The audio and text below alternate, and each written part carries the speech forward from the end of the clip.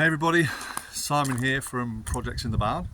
Welcome back to another episode of my ongoing XKR project.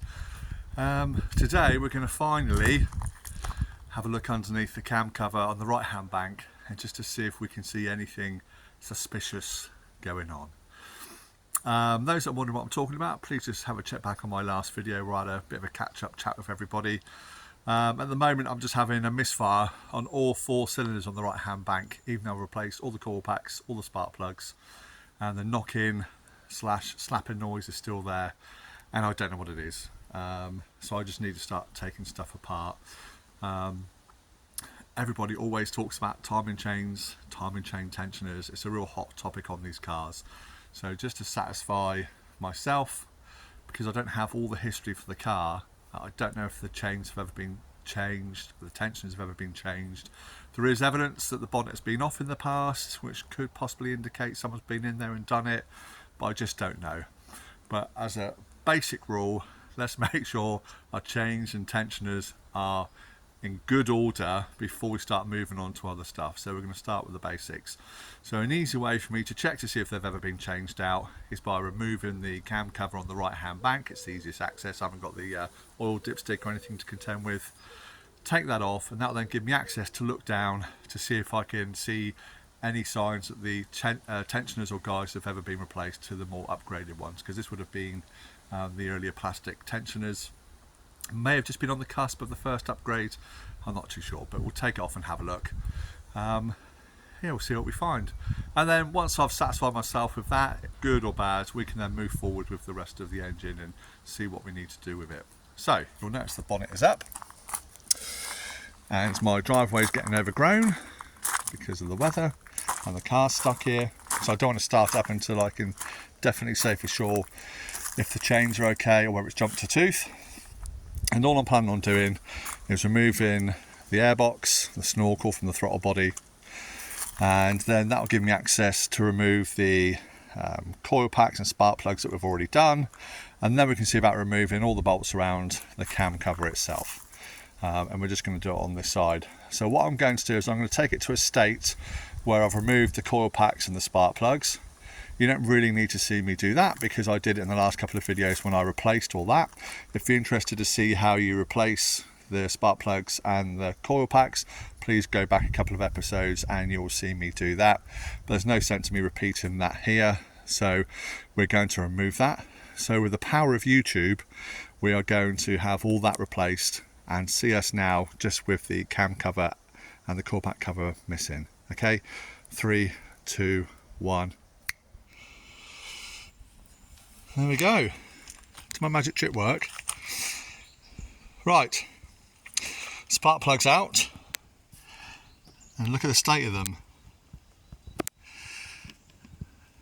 So you can tell it's definitely misfiring on this side. They're very black. They're not burning off the fuel. They smell very much like petrol. Not indications of a good burn on that side, considering they've done 0 miles. Yeah, pretty bad. So there we go. So I've removed the spark plugs, removed the coil packs. I've just left them plugged in, just laid them up on the top. I've put a cover over my throttle body, so thank you to Udo for that. Top tip. And then all we're going to do now is just go around undoing all of these bolts around the edge of different sizes to remove the cam cover, and then under here we'll be able to see the chains and the tensioners and the guides going down through the side. So the only difference on mine, I believe, I can't remember if they're on the XK8 or not, I got these secondary nuts which are holding on this little metal bar onto the supercharger, so hopefully I can undo them and lift that out of the way without removing the supercharger. We'll soon find out. So let me get the camera set up and we'll start taking off those bolts. Right, so I'm going to start with these two here. Just basically the wiring loom just pushes over the top of the stud. So it's a little 8mm. I think it's 8mm, is it?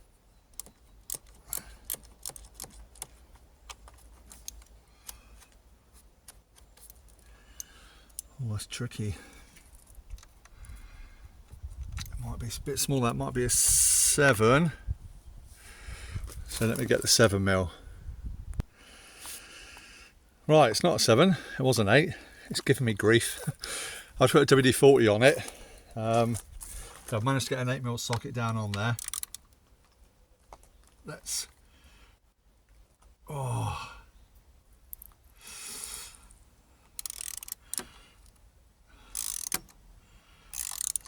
Gently, gently.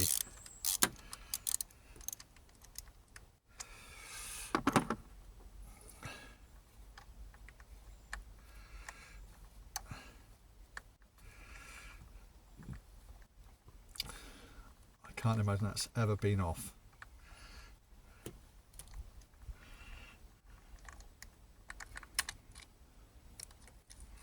So just break the socket free so my socket doesn't get stuck on it.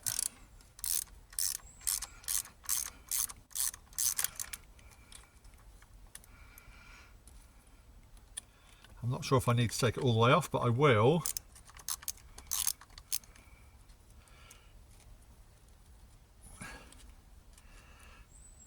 Let me little dish. Right. Fingers crossed, everybody, for this one. I'll just push that on first. I don't have any deep 8mm sockets. This is only just reaching on it and then coming up through. Oh, coming up through the hole in the actual socket. Again,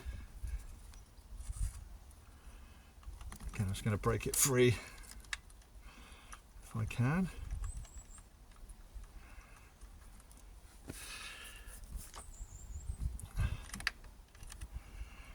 Cool, I've had showers this morning and the sun is now out, so all the little bites are everywhere and being eaten alive for your pleasure.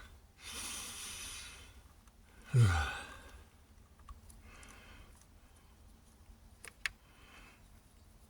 just hope this is possible without having to take off the supercharger. Now they are slotted. Oh yeah, we should be good. We should be good. Right. So next we'll go along and take off the bigger ones. They look like a 13.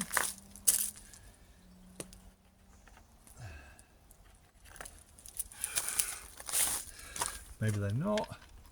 Oh no, just a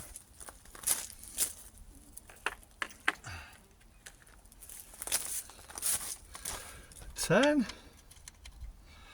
10. Okay. So we'll go around and just crack them all.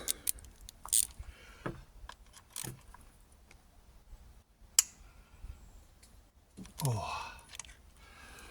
Right, before I do that, I'm just going to put a little bit WD-40.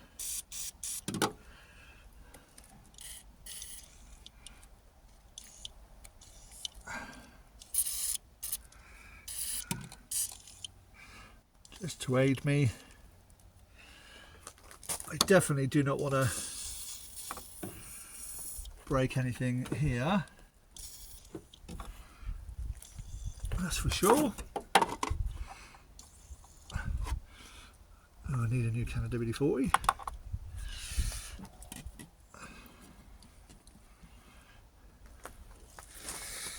Right.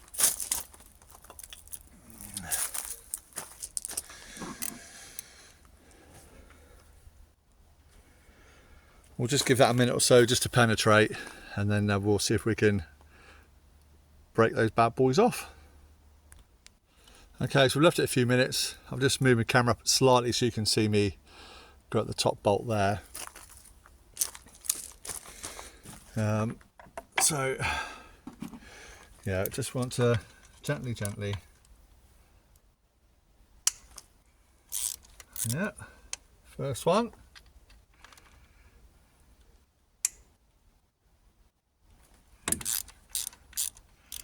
Second.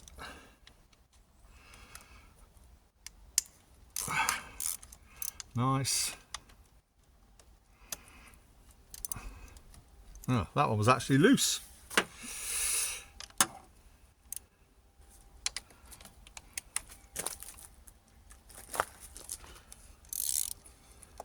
That one's loose.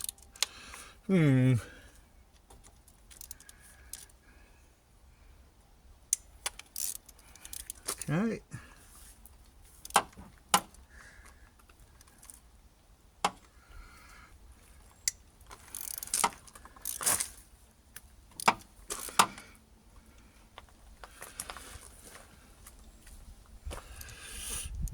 Right.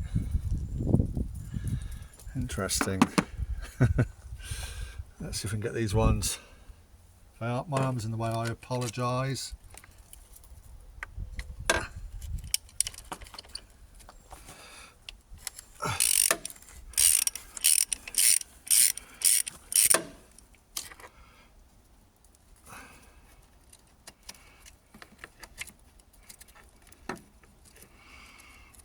Again, if you can't see what I'm doing, I'm sorry.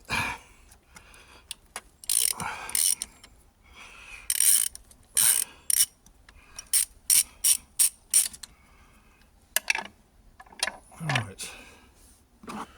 Just need to move the extension. Get it down to these ones because they're tight against the suspension leg.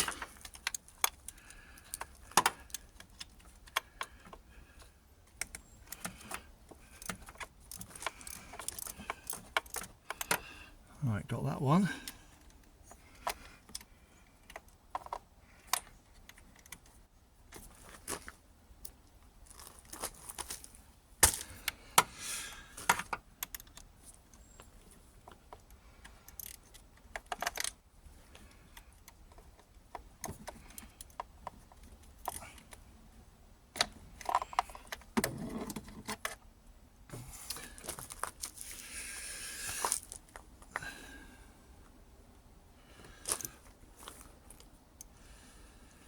Being eaten alive.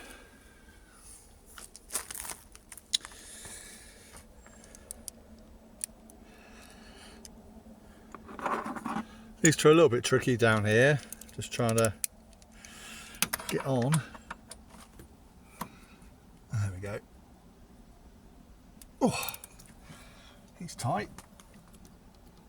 Oh, right. Got him. The last one in the corner now. Extension bar back off.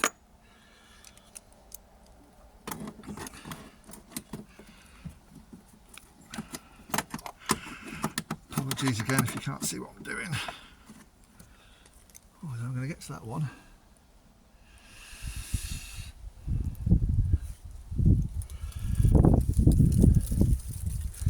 Yeah, this one down here, I know you can't see very well.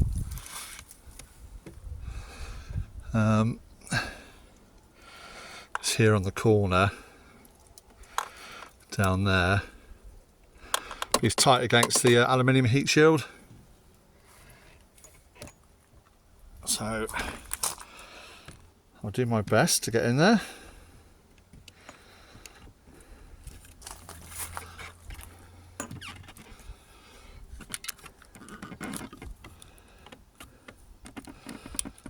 I don't think you'll be able to see what I'm doing, but put the camera down.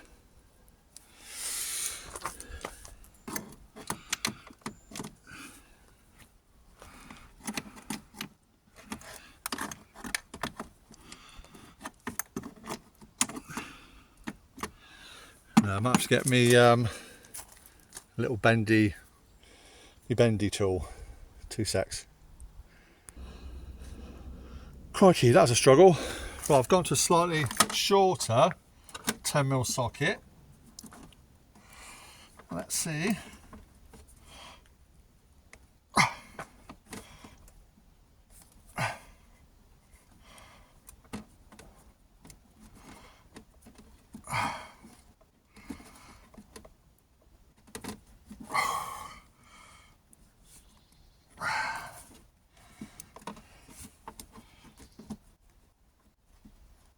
Oh, jeez.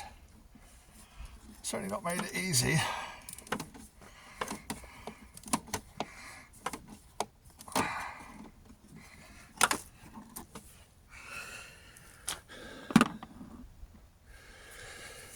Okay, right. Let's see about winding them back all the way. I'm going to use me little electric one for this, for removing them.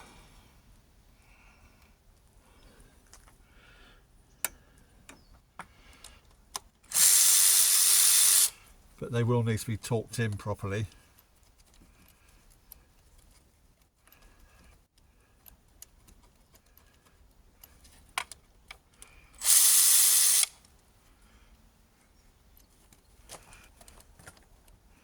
Okay, you don't want to come any further.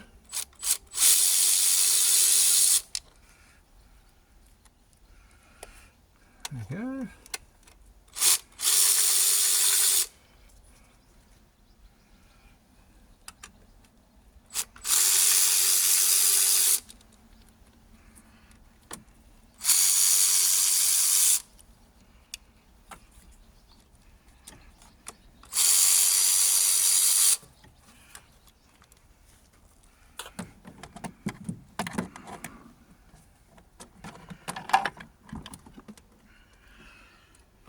I think the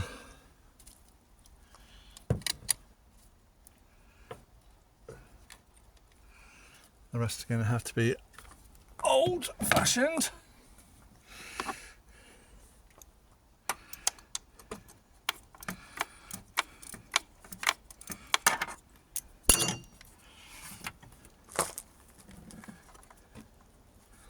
It may take me some time to get these bottom ones out, so I'll pause you there.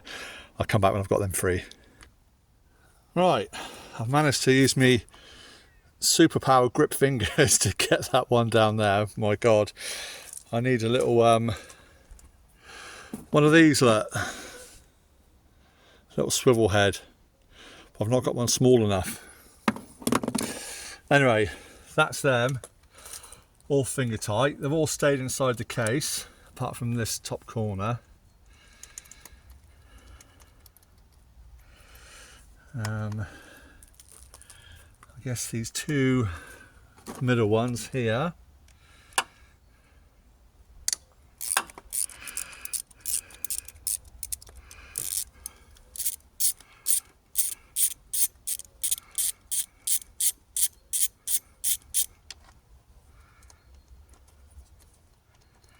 That's staying in there as well.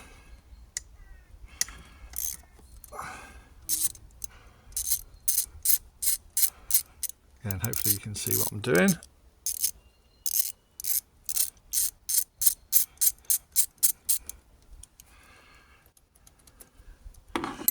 Right, hose is off, that's all disconnected, that's off, that clip's broken for the wiring loom, so I've not got to worry about that. Okay.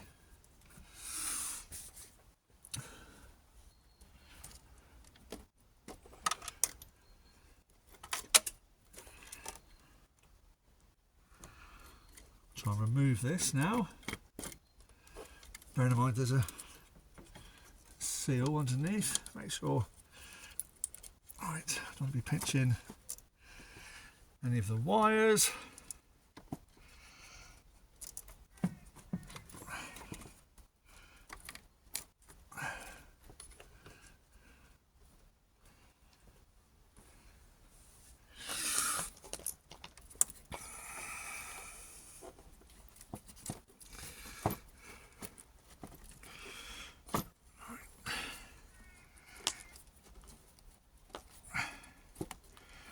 That metal rail, it's just pinching it there.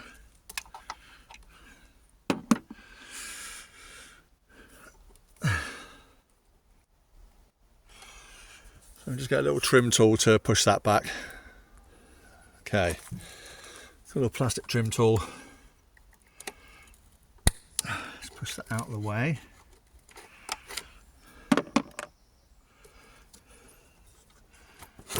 There we go. Gently, gently.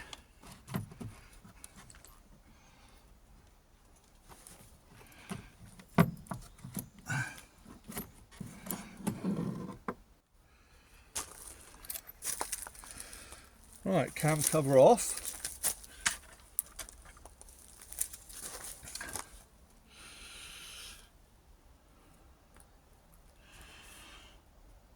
Wow.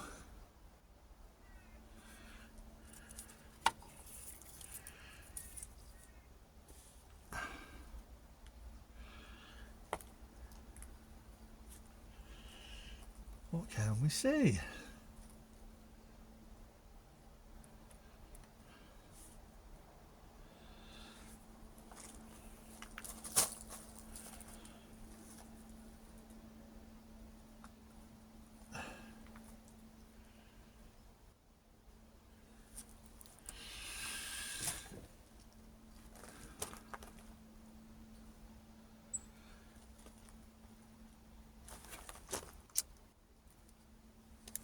Right, wow. It's not the new tensioners. Let me take you off the stand a minute.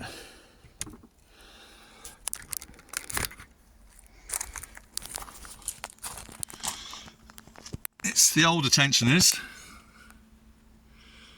plastic ones, but they are all intact as far as I can see. Let's see if I can get a bit of light on. As far as I can see, they're all intact. The guides, oh, the shadows just come right at the wrong time, look. The guides appear to all be intact.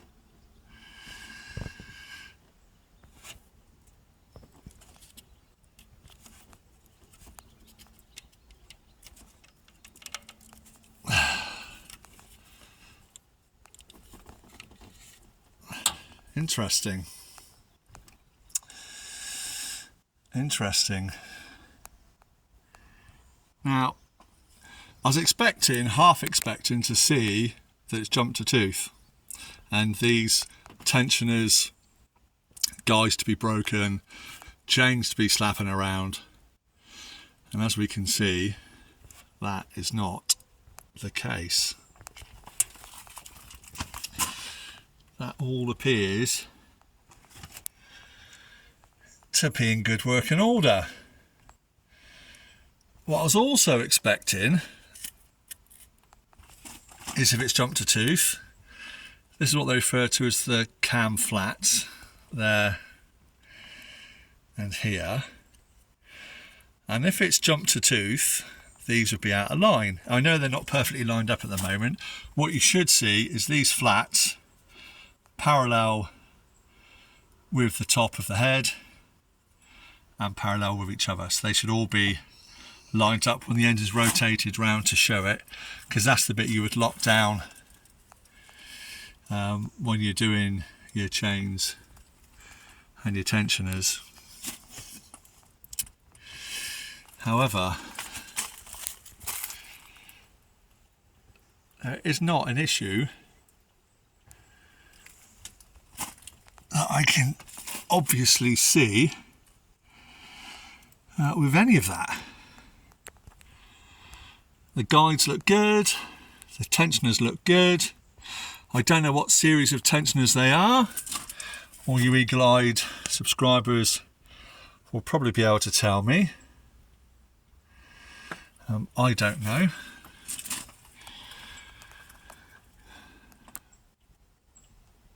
But everything looks to be in good order. How interesting.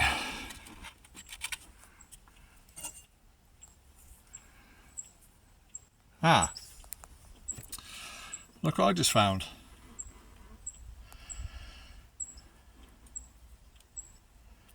That is a piece of broken metal. That was just laying. I felt something fall off when I took it off. That was laying just on this heat shield there. when I took the cover off. You might be able to see it in the footage before. Now, there it is. There it is. Right. Look. Let me get something to point. Right. Something pointy.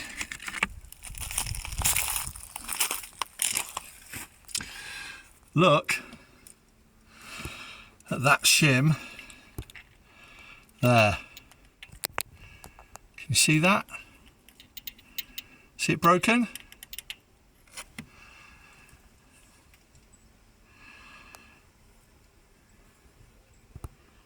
Surely that's my issue. That's got to be my knocking. Surely. The others I can see all look good. That one is definitely broken. All the others again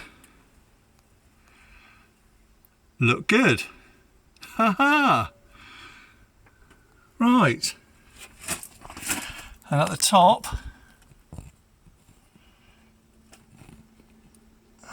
again, look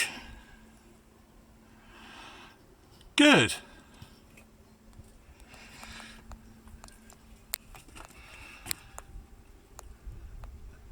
Now, would that account for all 4 of these cylinders misfiring? That's a question to all you subscribers. I would say it's got to be the reason it's knocking, surely. When I said when I got the car, it sounded like a sticky lifter.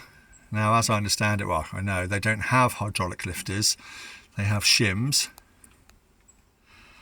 And it would appear that that is what is broken out of there. So I'll say good news on the tensioners, because they all look spotty dog. They're not broken, they're not in bits, which is good. The bad news is only a bit of that has come out, which is there. I wonder where the rest of it is. Oh, hello. Oh, hello.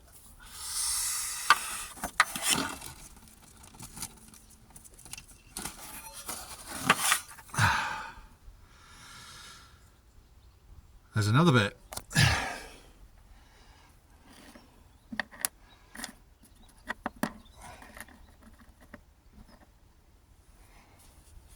That's half the shim.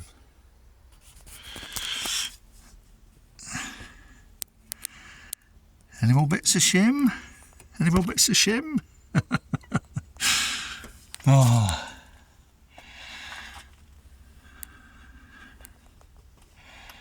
Now, there's no way, I don't think, well, there isn't, is there? It can go inside the engine from up here.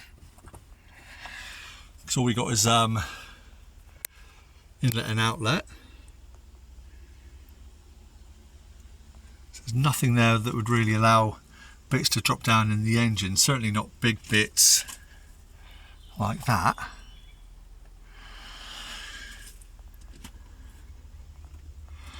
And it's definitely lost the whole top of the shim by the look of it. Now, as long as it hasn't done any damage to the top of the cam lobe, we may get away with being able to replace that shim. I'm talking with zero experience on replacing shims in V8 engines, but you know, how hard can it be? Or more to the point, what's the worst that could happen? Now, has that other bit, is it in the top of the cam cover?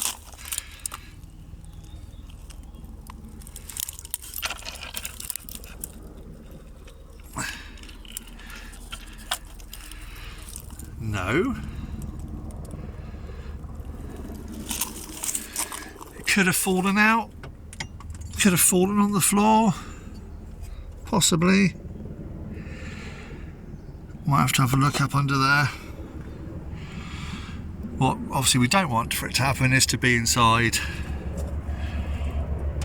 there. So there we go.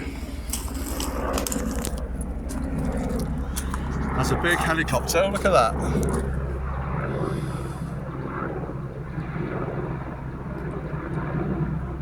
You see that?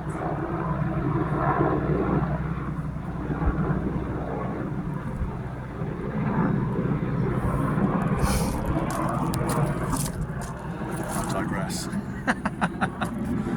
Well, there we go. Not really what I was expecting to find. Hopefully not a disaster. Something we can work with. So by removing the cam cover, has identified tensioners, chains, guides, although older, are all in good order, not broken, no movement, no debris, no visible cracks that I can see, so tick. Should we replace it to the upgraded metal ones? Yes, would be the answer, and so obviously you'll all tell me to do that as well. So I may as well just do it. But interesting, we found a broken shim, so that's probably good news. Doesn't necessarily, I think it would probably account for the knock-in, hopefully. It's obviously not going to help the running of my engine, but would it indicate all 4 of my cylinders misfiring? No. The state of my plugs would indicate all 4 of my cylinders aren't firing properly. So is it a fueling issue? Do I have a dodgy ECU? Fuel regulator? I'm just throwing out words now. I don't know. Again, I'm putting it out to you guys. What do you think? There's something definitely not allowing the right hand bank to fire properly. The plugs will still be good, we can clean all them up, use them again, but that would definitely account for them not running right on that side. And one of the other codes that come up was damaged catalytic converter, but that would be because of that side, not all 4 cylinders not firing, and firing incorrectly could obviously cause damage down into the cats, as I understand it. So I guess first thing is to sort that shim out, set the valve timing properly, make sure it's all okay. If we're going to go ahead and do all the chains, I guess the other cover will come off and we'll see what's going on inside there. We may as well do the whole top end of the engine and see what's happening. But anyway, mixed feelings really. Good news, bad news. I'm pleased I found something wrong that would indicate towards our problems. Bad news, there isn't any bad news. It means I can do some more videos and get some more work done. So we'll see where we go from here. I've had a very kind offer from one of my subscribers, a young man called Ed. So he's made a suggestion to me. He's done a lot of work on these engines previously, including doing timing chains and guides. And he also knows a chap who owns a Jaguar Specialist not too far from here. So there's a possibility that he would be prepared to do the timing chains, etc. for me. And he's offered to film it as well, do a time lapse of the job. I'm not holding him to this. He's just made a suggestion. He's contacted me on WhatsApp and we've had a bit of a conflab on there. And it's something that I could quite possibly do to free up my time for other things. As I said to Edward when we were talking about it, realistically, and you probably don't want to hear this, but with the school holidays coming up, October half term, I've got a motorhome to build for an October holiday we're doing. Realistically, this isn't going to get sorted on this engine until November. There's lots of things I can be doing about the car. I know it needs a bit of body work, a bit of welding on the underside and some other stuff which I could quite happily get on with, but really I need to focus my attention on the engine, and it wouldn't necessarily be a bad thing for it to go away to someone who knows what they're doing and can get this side of the job done for me. Let me know what you guys think. Is it a cop-out? I don't think so. because this project's in the barn channel is about all of my vehicles. I know most of you are tuning in for my XKR, but it involves all my other cars that I own and work on as well. So there'll be a lot of content dedicated to my Volkswagen LT Carmen motorhome that I'm completely rebuilding. And if you haven't seen that, even if you're only interested in the Jags, just please have a look at my other videos on that build. You might be surprised the extent that we're going to rebuild an old, what most people consider 90s scrap Volkswagen van. Those in the know its value, so which is why I'm getting on with it. So there's lots of stuff going on the channel aside from the XKR, but I've been focusing mainly on the Jags. But there we go. Yeah, so I'm going to pop the cover back on, just tighten the bolts up loosely just to keep it into place. There's no point torquing it all back up because there is obviously a definite problem there. We'll get all this tidied away and we'll see what's going on in a future episode. Also, news on the channel, a few of us that are involved with doing YouTube videos with Jaguars. I've had a bit of a chat and we're looking at going to the British Motor Museum up at Gaydon on the 2nd of September. So that'll be an interesting event. I've never been up there. It'll be in the XF. There's no way in a million years this will be done by then. So I'll be going up in the Jaguar XF. So if any of you are looking to go to Gaydon, I look forward to seeing you there. It'll be my first time, so it'll be nice to meet up with like-minded people and chat and have some good conversation. So yeah, check your diary, see if it's one available for you. And like I say, look out, there might be something special coming from other people that you will recognise from YouTube involved in the Jaguar world. I won't name any names yet, because I say we'll get everything firmed up. But until then, or until my next video, take care everybody. Thank you so much for watching my channel. I'd invite you to like, share, subscribe. We've been picking up a bit of momentum with the XKR build, so let's try and build on that and share it and send it out to people you think might be interested in Jaguar XK8s, XKRs, X100s, and see if we can grow the channel a bit more. So take care everybody, thank you so much for watching, and we'll see you next time on Projects in the Barn. Bye.